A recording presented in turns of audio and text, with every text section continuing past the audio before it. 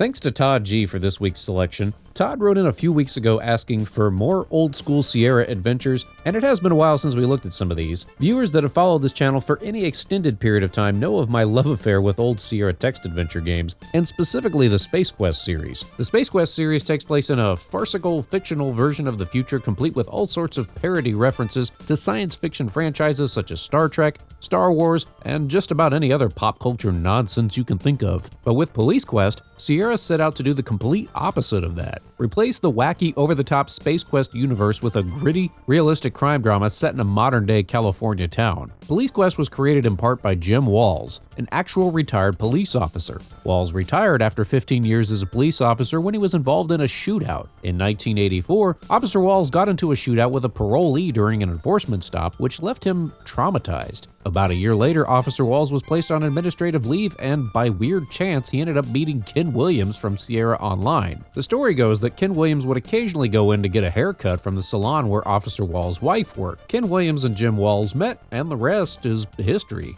Ken asked Walls to write about some of his experiences being a cop, and it started off as just a couple of pages, but fully blossomed into the story of the first Police Quest game. They both also made a commitment to make the games as realistic as possible with a focus on regulations and procedure. Legend has it that the first game was even used as a training tool for rookie police officers in order to instill procedural practices. You play as beat cop Sonny Bonds, and in the first game, you're trying to take down a homicidal drug dealer, Jesse Bain, also known as the Death Angel. You eventually do arrest Baines, and the second game picks up a short time later. Police Quest 2, released by Sierra in 1988, finds Bonds having been promoted to detective and assigned to the homicide division, where he finds out that due to a technicality, the Death Angel is up for a retrial. Then the Death Angel breaks out of jail, taking a corrections officer hostage, and that's where you come in. Your assignment is to track down Baines once again before it's too late. So yeah, this is a far cry from the whimsical science fiction exploits of Roger Wilco in the Space Quest series. It's real life, or as real life as you would imagine an 80s cop drama to be. Gameplay centers around text adventure elements similar to the early Space Quest or King's Quest games. You control Detective Bonds with the arrow keys, and you can also bring up a text parser to enter in-game commands such as examine, get in car, dust for prints, and so forth. The manual has a whole list of verbs, so if you get stuck, you can check on that for ideas. The graphics are set in that beautiful EGA 16-color early Sierra games were known for, and that's definitely one of my favorite aspects of all of these games. I don't know what it is, I just love how these graphics look. I always find myself just spending extra time in these types of games, meandering around looking at the graphics, and also examining random objects in the game just to see what sort of descriptions the programmers decided to put in there. I mentioned before these games were focused on realistic police procedures, and I meant it. You'll definitely need the manual to go along with this game.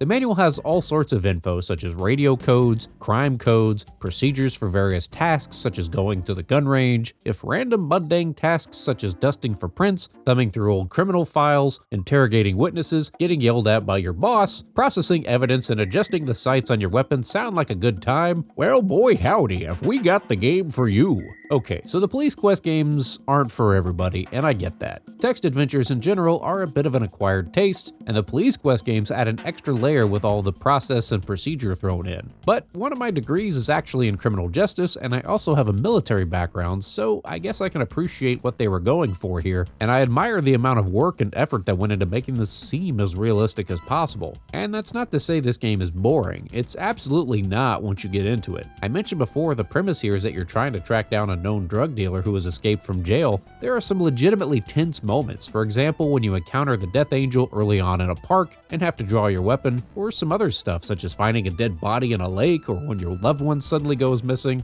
I will say that Police Quest 2 is probably the more accessible game in the series compared to the first one, so if you're going into this for the first time, I'd start with this one rather than the first one. Police Quest 1, In Pursuit of the Death Angel, had even more tedious tasks thrown in, such as having to do a vehicle inspection every time you drove somewhere, and also having to manually drive to locations throughout the city. Police Quest 2 takes that part out, and you can just hop in your car and type in where you want to go, then it automatically drives you there. So that's nice. You even have a partner named Keith who rides along with you. Keith is completely useless. He chain smokes, complains about having too much to do, and all he ever does when you get to where you're going is radio for tow trucks or chat up other police officers. I wonder if Jim Walls had a partner he didn't like at some point who inspired this character. Overall, the game doesn't throw quite as many ways to die at you as, say, the Space Quest series, but there are several, and most of them are less romantic than getting eaten by a giant sandworm or thrown into a garbage shredder. You can die in Police Quest just from wandering into the wrong place. Try to leave the police station on foot, you get run over in traffic.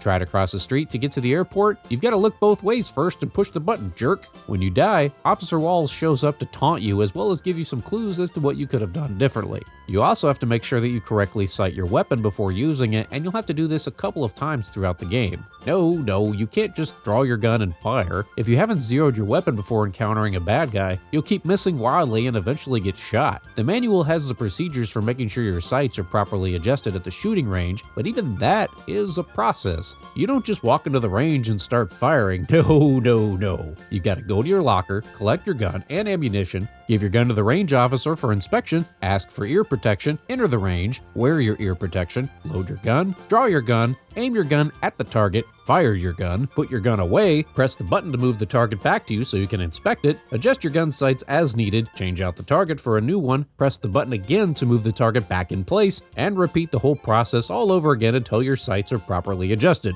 Like I said, this game is definitely not for everybody, but it has a certain charm to it that I appreciate, and I think if you enjoy some of the other Quest games from Sierra, you might owe it to yourself to give these games a look sometime. The first 3 games in the series can be had from GOG for $10, which includes downloadable versions of the manuals and everything you need to play the game, including the copy protection. Yeah, they got that too. Every time you start the game, you have to identify a criminal from a mugshot, which you find in the manual or this handy cheat sheet, so that's a bit annoying. But overall, I felt like this was an enjoyable playthrough. There's not a ton of music in this game, as is the case with most of these early text adventures, but the music that is there totally summons a cheesy 80s buddy cop movie vibe that captures the essence of what they were going for here. There's not a ton of interesting characters to interact with, but there is a side story where one of the other cops in your building is being investigated by internal affairs for drug use, and you end up talking with him and convincing the guy to go to rehab. So that's kind of interesting. I also enjoy the crime-solving aspects of this. When you find a stolen vehicle that you believe Baines used to escape, you have to get your field kit out of the trunk, dust for prints, and check out the glove box looking for clues. Officer Walls said that he got all sorts of letters from gamers back in the 80s saying how they loved these games and it made them want to be police officers, so that's pretty neat. The Police Quest games certainly aren't the greatest games ever made or even the greatest Sierra games ever made, but if you enjoy text adventures and want something more realistic than the crazy over-the-top humor of the Space Quest series, definitely give these games a look sometime.